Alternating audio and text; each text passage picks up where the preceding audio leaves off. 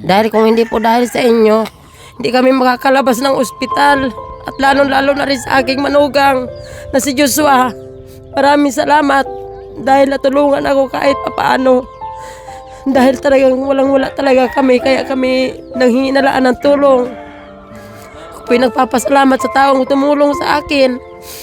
Dahil po sa tulong ninyo nakalabas kami.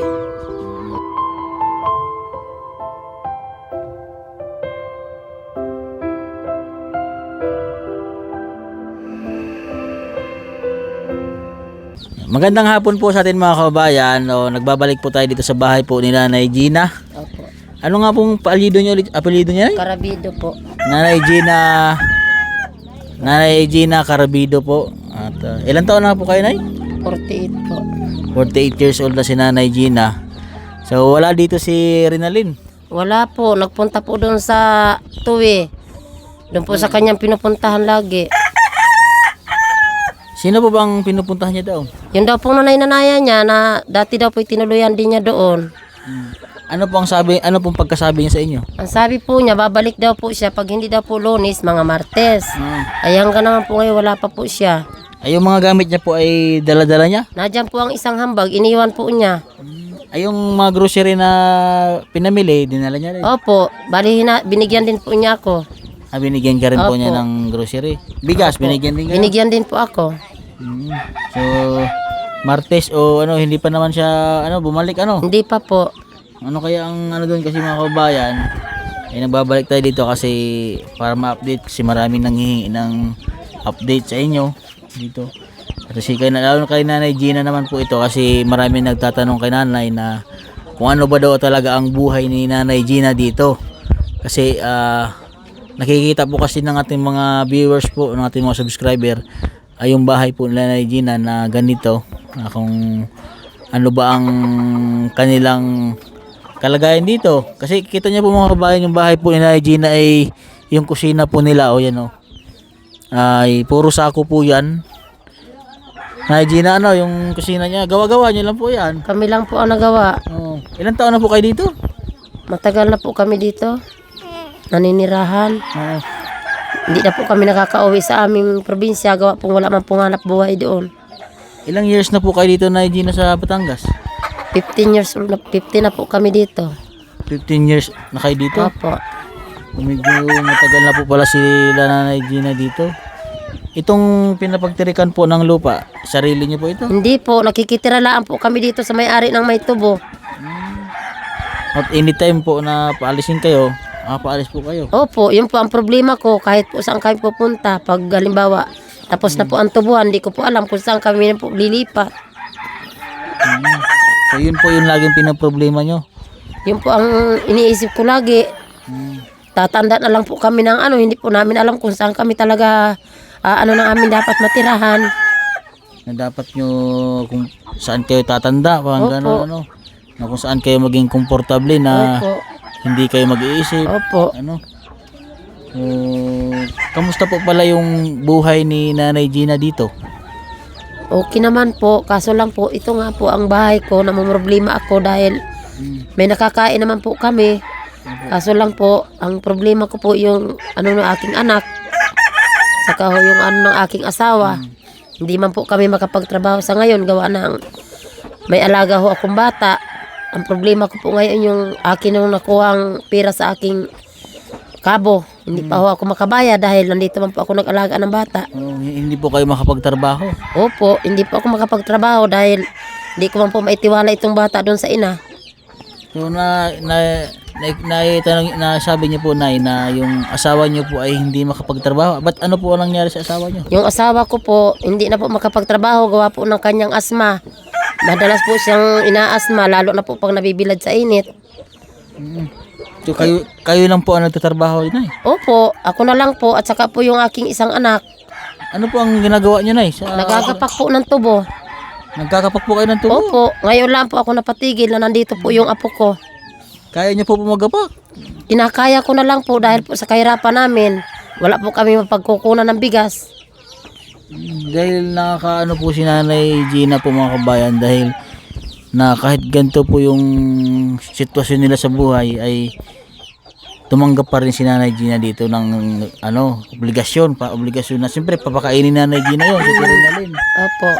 Na yun yung parang yung ibang may mga viewers natin na natat sa inyo na natuwa na dahil tumanggap kayo ng hindi niyo naman po kaya kaano-ano. Opo. Na, Okay lang po sa akin yun. Ang mahalaga ho, nakatulong ako sa kanya.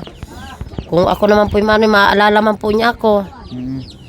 bali, hindi po kasi natin talaga si Nanay na interview na about dun sa buhay po nila. Na ganito pala yung sitwasyon nila Nanay Gina. Opo. Paano po yung yung pagkain niyo na magkano po bang kinikita niyo sa isang araw sa pagtutubo? Ay, depende po yun sa po, pag kami ho'y naka 15 tulinada, ang kinikita lang po namin doon ay wala pa hong 200. Sa isang araw po yun. Opo. Paano pag walang 15 tonelada? Ay, lalo na pong wala kami. 12 po kami maghahati-hati doon sa Magkano po ang tonelada nun ay? Ano po ang tulinada namin? 260 po. 260. Opo. Tapos pag hati-hatiin niyo yun sa 12 peraso. Kami ho. So medyo ganun yung sitwasyon po nila Nanay Gina dito So nakwento po kasi sa akin natin Ranelin na pag pumunta po na siya dito ay magkakaroon siya ng trabaho. Ano po yung pakatulad nyo rin po Opo, magagapak daw po siya. Ay kaso ako pang humadlang. Nakakawawa naman po pag magapak siya na ang bata. Sino pang pong mag-alaga? Ay gusto niya po sanang magapak. Ayaw ko naman po, gawa ng ang bata. Kawawa naman ng dalawa niyang anak, wala magbabantay. So kaya gusto mo nandito lang siya. Opo. Ay, grabe po mga kababayan. May mga gantong tao pa rin talaga katulad ni Nanay Gina na tumatanggap pa rin po ng hindi ka kahit hirap po sila sa buhay talaga Yung asawa niyo po ay lang dito lang sa bahay niyo? Nandito na lang po yan sa bahay, sir. Gawa na hindi na po niya kaya. Ako na lang po ang tsaka yung isa kong anak. Hinihika po yung asawa niyo. Hinihika po siya. Ayun, so about po dun sa nga yung kahilingan niyo po sa asawa niyo po, Nay? Yung pong salbutamol liquid po, pang balaho sa nebulizer. Salbutamol liquid? Opo, saka po yung salbutamol po tablet. Si tatay po ba ay na-check up niyo po sa doktor? Hindi po namin ipa-check up dahil wala man po kaming pira, lalo na po sa ganitong Oo. Wala po kaming nakukuhaan na pira talagang mahina ho ang kita sa pagtutubo. So hindi niyo po alam kung ano po yung karamdaman ni tatay? Hindi po. Kaya po yan ang napasok sa isipan ko po na gustuhin ko man po ipagamot siya, wala man po akong pira. Sige po na, gusto niyo po si tatay mapacheck up? Opo. Wala lang po kami pagkukunan. Dahil yung kita po namin sa pagtubo, tama lang po sa bigas. Opo. Kaya 200 pesos. Nakakaulam pa kayo noon ay? Hindi na po. Gulay-gulay na po. Hindi na po kami nakakaulam. Gulay na po. Malunggay. Nanghihingi po kami. Malunggay madalas yung gulay? Opo. Ano pong nilalahok mo sa malunggay? Wala po. Asin at bitsin lang po. Bitsin. Opo. Grabe mga kabayan.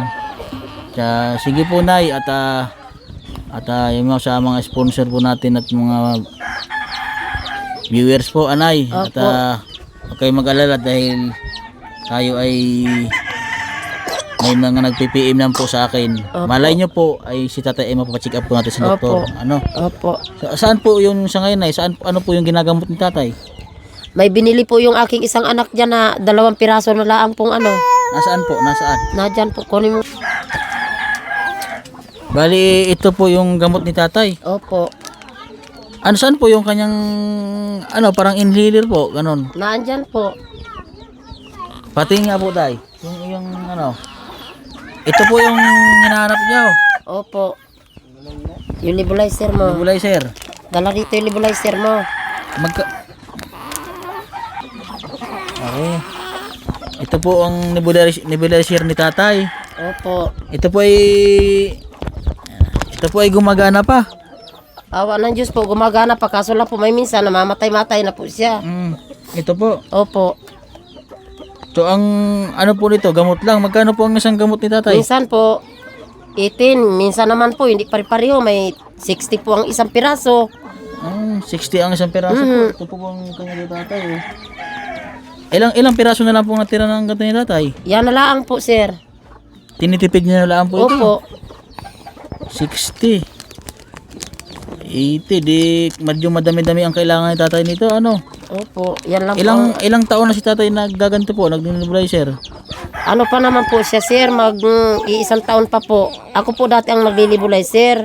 Ay ngayon po, gumana rin po ako gumaling din po ako sa gamot niyan, tablet na yan. Oo. Kaya po hindi na ako naglilibulay, sir. Siya naman po. Bale, siya naman po ang... Opo, nagtatablet na lang po ako. Sa kanya naman po lumipat. Opo. Dalawa na lang po mga kabayan yung gamot ni tatay. So, kasi naggaling...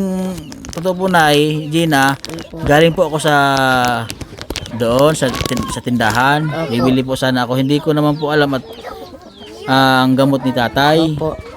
na ganito po pala yun. Dayan po yun. Oo. So, dalawa na lang po daw. Bigyan lang si nanay mamaya. Yan po mga kabayan at isang taon pa lang po pala si tatay nagkaganto. Ngayon taon hindi po si tatay nakakapagtrabaho. Hindi na po. Nung nakaraan po nakapagtrabaho naman siya. Noon po, nakakautay po siya pero nung katagalan na po, hindi na. Ako na lang po. Gapak lang po kayo. Opo, Hindi po, gapak. yung pagkakarga, di ba nagkakarga? Hindi na po, nagagapak lang po kami. Mga babae. Pagtrabaho sa Opo. tubo. Ay mahirap po sa sobrang init. Lalo na Opo. sa panahon ngayon. Tapos ang kikitain mula ay 200 pesos sa isang araw. Paano po yung kitaan niyo po doon, Nay? Pag halimbawa po nagbabalansi kami bawat truck po, yun, nagbabalansi kami, ay minsan po, tama lang po sa bigas ibayad. Bigas lang po. Opo, minsan ho, talagang wala, di nakuha naman po kami minsan po 200. Pambili ho ng mga sabon at saka asukar, kape. Pero sa pangulam po, hindi na kami nakakabili. Kulang man po. Hindi niyo po... Bali, ano lang po? Ano po kinakape niyo pag gano'n? Ay minsan po yung bigas po, sasawag na lang ho kami ng bigas sa kawali bago po nilalagyan namin ng asukal. Pag wala po kami may Sinusunog niyo lang po opo, yung sinusunog bigas? na lang po yung bigas. Bago lalagyan po namin ng tubig, yun po, kape na. Ayos na po yun. Opo, ayos na po yun. Minsan po, pag tinatamad na ako, init na tubig na lang po iniinom. Iniinom na lang. Opo. So, ito po yung anak po ni Nanay Gina na ito po daw yung binat na Yan po yung nabinat. Balik kayo pala yung nagka-classmate ni Ate Renalyn sa ospital. Opo. Na-hospital din po ba siya? Opo, doon po kami nagkakilala nung ospital po yan. Doon kayo sa loob ng Opo, hospital? sa loob po ng ospital. Ito yung anak niya. Opo, ito po yung anak niya. Ba't anong nangyari sa iyo? Ha? Na-bainat po. Pero ngayon, kamusta naman yung pakiramdam mo ngayon? Medyo okay na po. Parang ano ba siya na yun? Parang naparalisa, gano'n? Na po, sir, na trauma po siya. At anong nangyari sa iyo? Na-bainat po ako nung nanganak pa ako dun sa Balite. Bakit? Ano pang pangyayaring pang binat sa iyo? Ikaw ba'y nagtrabaho? Ano? Nag-iigib din po dun sa taas po. Kaya nabinat ka. Ilan na ba anak mo? Yun lang. Ito pala ang panganay. Ito yung panganay mo. Opo. Buti, alagaan ka ni mama mo kahit ganito yung sitwasyon nyo. Napakabait ni nanay nyo. Maraming pumupuri kay Nanay Gina sa nagko-comment na sobrang bait ni nanay at saka napakaswerte nyo dahil naging mama nyo siya. Ano yung mo na sa isip mo na hindi ka ba nag-isip sa mama mo na bakit tumanggap pa rin si mama mo ng ibang tao dito kahit hindi niya kahit ganito na yung sitwasyon nyo? Rin po, naintindihan ko naman po sila. Na ganon ang kasi marami kayo dito, ikaw, tapos may problema pa pala si mama mo, yung papa mo may sakit. Hindi ko po kasi si Nanay Gina yung may bigat-bigat pala na dala-dala ay yung asawa niya po pala mga kabayan na hindi nakapagtrabaho. Ngayon, si mama mo hindi na nagtatrabaho. Bali, yung kapatid mo lang ang nagtatrabaho sa inyo ngayon. Opo. Yung kapatid ko, Ilan taon ka na ba? 17 po. 17? Opo. So maaga ka rin nag-asawa. Ano? Ilan ba ang mga anak mo, Gina? Po, Ilan ang mga anak nyo? 8 po sila. 8. Opo. So, kahit ganun, nagtanggap pa rin si Nanay Gina. Asa na asawa mo? Nandun ho sa Balite. Kamusta naman kayong dalawa? Okay pa kayong asawa? Okay pa kayong dalawa? Hindi na po kami nag-uusap hanggang ngayon. Bali hindi na kayo nag-uusap ng asawa. Ano ang plano mo? Nagdidesisyon na ako na Ano ang desisyon mo sa buhay? Babalik ka pa ba sa asawa mo? hindi na po. Nag-usap naman kayong dalawa? Hindi pa. Hindi pa po. Ano ba yung asawa? Pinabayaan ka ba ng asawa mo? Parang gano'n na rin po. Parang pinabayaan niya ako dun sa Balite. Hindi niya ako kami inalagaan ng maayos. So grabe naman po mga kabayan ng na pinabayaan siya. Maliit pa yung bata. Paano nalaman pala ng mama mo na gano'n na yung nangyari sa'yo? Tumawag po sa kanya yung yung biyanan po ng kuya ko. Tumawag kay mama mo? Opo. Eh kung hindi tumawag yung biyanan ng kuya mo, hindi pa nila malalaman. Opo. At hindi ka nagsasabi sa kanila. Hindi po. Bakit hindi ka nagsasabi sa kanila mama na gano'n na yung nangyari sa iyo? Ayaw ko po kasi yung problema ko, ayaw ko rin ipaano sa kanila kasi naisip ko may problema rin silang iniisip. So, parang ayaw mo na magpabigat pa kila mama mo dahil Ganun na po. so ngayon ay medyo okay ka na, nakakalakad-lakad ka na, magpalakas ka. So, yan ay isa pa lang naman yung anak mo, kung ano yung desisyon mo. Bata ka pa rin naman. Kung mayroon kang, ikaw ay nag-aaral? Tumigil na po. Noon po nag-aaral po. Anong grade mo na tapos pag-aaral? Grade 2 lang po. Grade 2? Opo. Malay mo na magpalakas ka para sa anak mo. Dahil, napakaganda ng anak mo. Kita mo na kahit gano'n, tinanggap pa rin talaga kayo ni mama mo dito. Inilagaan ka ni mama mo. Kasi kung hindi dahil sa mama mo, paano na kaya kung napabayaan ka lalo dun sa lugar ng asawa mo? Kung hindi ka na ng mama mo, anong sa palagay mo ngayon? Ano ka na ngayon doon? Baka wala na kami doon ngayon. Ano ba ang naramdaman mo nung nabibinat ka? Naisip ko, wala na mag-aalaga sa anak ko. Sila mama, malayo sa amin. Nakakain ba kayo ng tama doon? Hindi rin po. So, si Michelle ay anak po ni Nanay Gina. So ito po yung dahilan kung bakit po nagkita po si Nanay Gina at si Ate Rinalyn sa ospital. Kasi itong anak po ni Nanay Gina ay nasugod sa ospital dahil nabinat nga po sa panganak. Yan. So yung na-hospital po Nanay Gina yung anak nyo, yung paano po yung sa ospital na doon sa bayarin ganun? Bali po, humingi na lang po kami ng tulong kay Kapitan at kay Konsyala po. Tulungan naman po kayo. Awa naman po ng Diyos, natulungan naman po.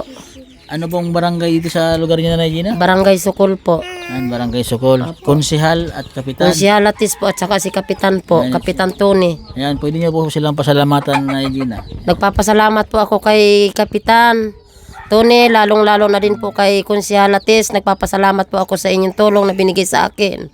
Dahil kung hindi po dahil sa inyo, hindi kami makakalabas ng ospital. At lalong-lalo na rin sa aking manugang na si Joshua. Maraming salamat dahil natulungan ako kahit papaano. Dahil talagang walang-wala talaga kami, kaya kami nanghihinalaan ng tulong. Ako po'y nagpapasalamat sa taong tumulong sa akin. Dahil po sa tulong ninyo nakalabas kami. So, yan, maraming salamat po sa